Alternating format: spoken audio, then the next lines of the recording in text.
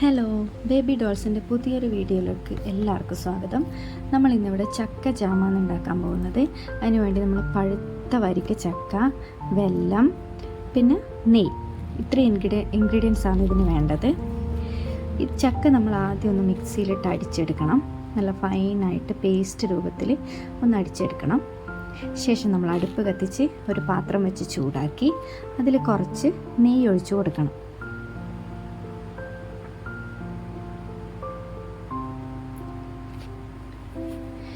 ഒന്ന് ചൂടായ ശേഷം നമ്മൾ അടിച്ചെടുത്ത ചക്ക ഈ പാത്രത്തിലോട്ട് ഇട്ട് കൊടുക്കണം.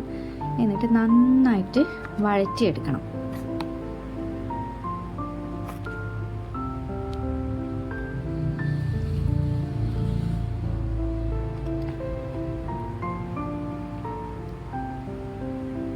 നല്ലപോലെ ചക്ക വഴറ്റിയെടുത്തതിന് ശേഷം ഇതിലേക്ക് നമ്മൾ വെല്ലം ചേർത്ത് കൊടുക്കണം. ഞാനിവിടെ ഒരു 4 പീസ് വെല്ലമാണ് ചേർത്ത് കൊടുക്കുന്നത്. ചക്കയുടെ മധുരം പോലെ ഇരിക്കും. നിങ്ങൾക്ക് പൊടിയായിട്ട് ഉരുക്കിയിട്ട് വേണമെങ്കിൽ അങ്ങനെയും ചേർക്കാം. എങ്ങനെയായാലും കുഴപ്പമൊന്നുമില്ല. അത് പെട്ടെന്ന് തന്നെ നമുക്ക് ഉരുകി കിട്ടിക്കോളും.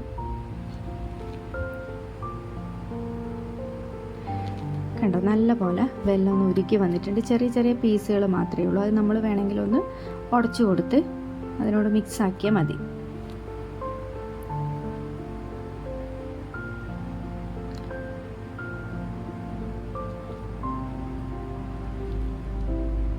നമ്മൾ നെയ്യ് ചേർത്തുകൊണ്ട് അടുക്കി പിടിക്കുന്ന പേടിയൊന്നും വേണ്ട.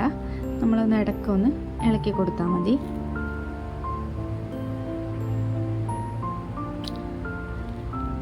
തുടക്കത്തിൽ നമ്മളൊരു ഇത്തിരി നെയ്യ് മാത്രമേ ചേർത്ത് കൊടുത്തിട്ടുള്ളൂ.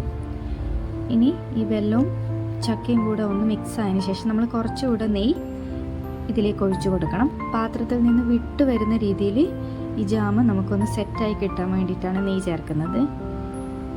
ശേഷം നല്ലപോലെ ഇളക്കുക. പാത്രത്തിന് സൈഡിൽ ഒട്ടിപ്പിടിച്ചിരിക്കുന്നതൊക്കെ നമ്മളൊന്ന് അതിൻ്റെ കൂടെ ചേർത്ത് കൊടുക്കുക.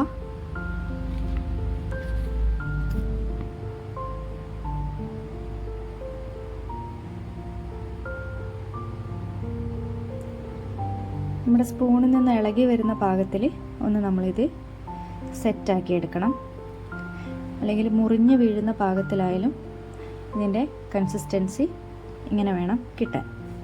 മുറിഞ്ഞ് വീഴുന്ന പാകത്തിൽ നമുക്കിതൊന്ന് ഇളക്കി വഴറ്റിയെടുക്കണം.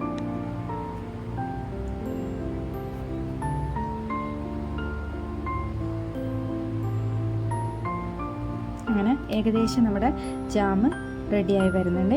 ഇനി നമ്മളൊരു 5 മിനിറ്റ് ഇതൊന്ന് ഒരു അടപ്പ് വെച്ച് മൂടി കൊടുക്കണം. തീ ഒന്ന് സിമ്മിലിട്ടതിന് ശേഷം മൂടിയാൽ മതി. ശേഷം നമ്മൾ ഇടയ്ക്കൊന്ന് ഇളക്കി കൊടുക്കുക. അങ്ങനെ നമ്മുടെ ചക്ക ജാമ് റെഡി ആയിട്ടുണ്ട്. ഇനി നല്ലപോലെ ചൂടാറിയതിന് ശേഷം മാത്രം ഈർപ്പമൊന്നുമില്ലാത്ത ഒരു ഗ്ലാസിൻ്റെ ബോട്ടിലേക്ക് നമുക്കിത് മാറ്റാവുന്നതാണ്. നമ്മുടെ ബ്രെഡിൻ്റെ കൂടെയോ ചപ്പാത്തിയുടെ കൂടെയോ ഒക്കെ നല്ല കോമ്പിനേഷനാണ് നമ്മുടെ ചക്ക ജാം. അപ്പോൾ വീഡിയോ ഇഷ്ടപ്പെട്ടാൽ ലൈക്ക്, ഷെയർ, സബ്സ്ക്രൈബ്.